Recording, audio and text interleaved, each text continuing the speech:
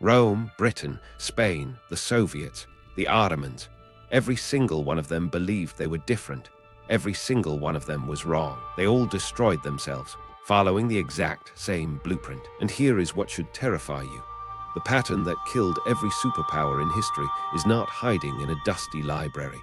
It is not locked behind classified documents. It is playing out right now, in real time, on your screen. Same pattern every time. Overextension, debt, inflation, division. The same four horsemen ride through every empire's final chapter, and by the end of this video, you will see them everywhere.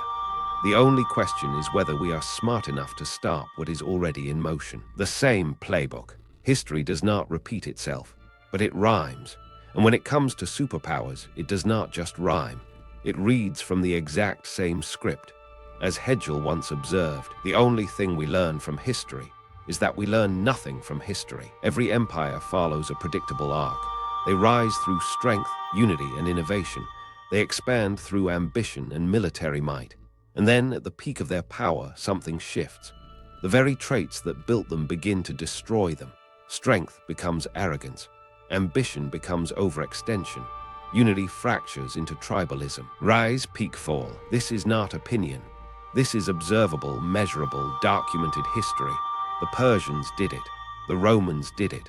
The Spanish, the British, the Soviets, they all followed the same path to ruin, and every single one believed they were the exception. The pattern has 5 stages: overextension, crushing debt, currency debasement, social division, and finally collapse from within, not from invaders, not from foreign enemies, from themselves.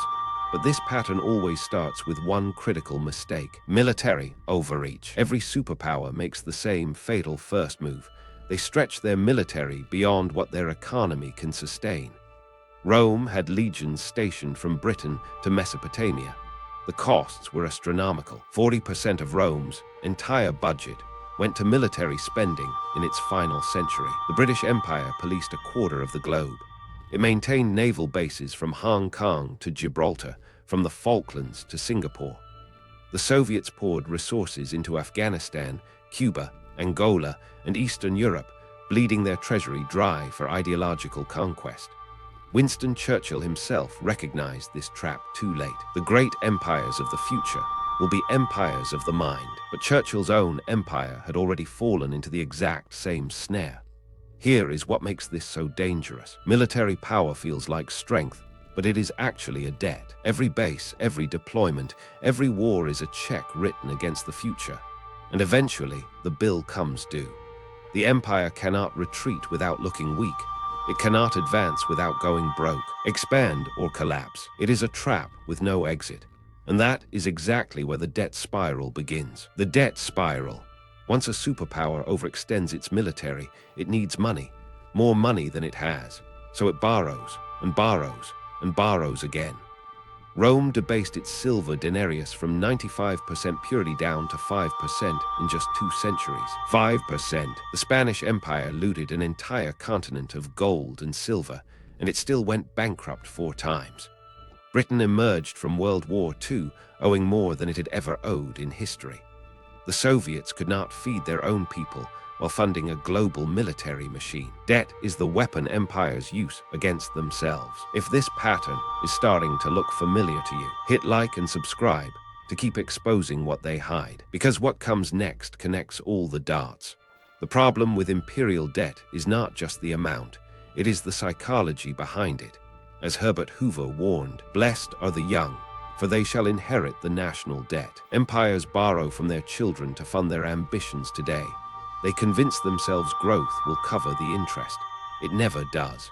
And when the debt becomes unpayable, they turn to the one trick that every empire eventually discovers: currency manipulation, currency collapse. When an empire cannot tax enough and cannot borrow enough, it does the one thing that always works in the short term and always destroys in the long term. It prints money. Rome clipped its coins. Spain flooded Europe with New World silver until prices doubled in a generation. Britain abandoned the gold standard. The Soviets printed rubles that nobody outside Moscow trusted. Print, spend, collapse. And here is the darkest part. Currency debasement is a hidden tax on every single citizen. Your savings lose value while you sleep, and nobody tells you it is happening. The purchasing power of the Roman denarius fell by 99% over 3 centuries. The British pound has lost over 99% of its value since the Bank of England was founded. Inflation is how empires steal from their own people. Milton Friedman put it in the clearest possible terms. Inflation is taxation without legislation. It is the quietest, most effective form of wealth transfer ever invented. From the many to the few, from the workers to the rulers. And once inflation takes hold, society itself begins to crack. Social fracture. Here is where it gets personal. Because inflation does not hurt everyone equally. Inequality. The wealthy own assets, land, gold, businesses. When currency loses value, asset prices rise. The rich get richer. The poor and the middle class hold cash, and cash is exactly what is being destroyed. Rome's late empire saw an explosion of inequality.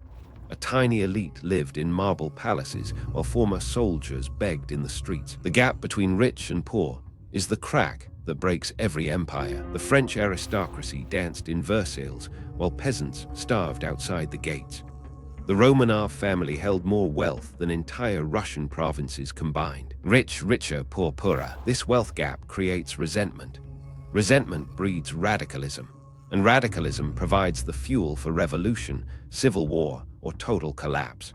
The historian Will Durant studied every civilization in recorded history and reached one conclusion. The concentration of wealth is natural and inevitable, and is periodically alleviated by violent or peaceable redistribution. In other words, the cycle resets through chaos every single time. But empires have a trick to delay the inevitable: bread and circuses. When the wealth gap becomes undeniable, empires deploy their most effective weapon: distraction. Keep the people entertained, and they will never notice the chains. Rome did not invent bread and circuses by accident. It was a calculated strategy. Free grain distributions, gladiatorial games that grew more spectacular and more violent as the empire decayed. When the bread gets stale, they make the circuses louder. The Spanish Empire funded grand churches and festivals while its economy crumbled beneath the surface. The British Empire sold its citizens the glory of empire while their wages stagnated decade after decade. The Soviets offered free housing and military parades while the grocery shelves went empty. Juvenal identified this pattern 2,000 years ago. The people that once bestowed commands and legions now anxiously hope for just 2 things: bread and circuses. Today, the circuses are digital, and they run 24 hours a day, 7 days a week. Social media feeds, streaming services, endless content designed to keep you scrolling instead of questioning. The delivery method evolves, but the strategy never changes. And even the best distractions cannot hide what happens next. Elite betrayal. In every dying empire, the ruling class faces a choice. They could sacrifice their privilege to save the nation. They never do. Never. Instead, they extract. Roman senators hoarded land while the Republic burned around them. Spanish nobles shipped their wealth to foreign banks as their empire crumbled. British aristocrats invested in American industry rather than revive their own manufacturing base. Soviet officials shopped in exclusive stores stocked with Western goods, while ordinary citizens waited hours in bread lines. The pattern is always identical. The elite see the collapse coming and position themselves to profit from it. They diversify their assets internationally. They acquire foreign passports and residences. They build walls around their wealth while telling everyone else the system is perfectly fine. Loot, flee, repeat. Plato saw this coming thousands of years before any modern economist. The punishment which the wise suffer who refuse to take part in government is to live under the government of worse men. The best people abandon public service. The worst fill the vacuum. And the institutions that once held everything together begin to rot from the inside. Rotting core. Corruption is the cancer that metastasizes in every dying superpower. Not the petty corruption of a traffic cop taking a bribe. The systemic kind. The kind where the rules themselves become tools of extraction. When the law serves the powerful instead of protecting the people, the game is already over. Rome's Senate became a marketplace where votes were openly bought and sold. The Spanish Inquisition used religious authority as a cover to seize property from anyone who threatened the crown. The British Parliament served the interests of landowners and industrialists, not ordinary citizens. Soviet bureaucracy became a self-perpetuating machine that existed solely to justify its own existence. Institutions built to serve the people begin serving only themselves. Rules for them, not you. This is what true systemic collapse looks like. It is not dramatic.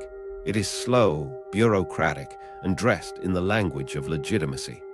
Edward Gibbon spent decades studying Rome's decline and reached a devastating conclusion. The decline of Rome was the natural and inevitable effect of immoderate greatness. The system becomes too complex, too corrupt, too self-serving to reform itself.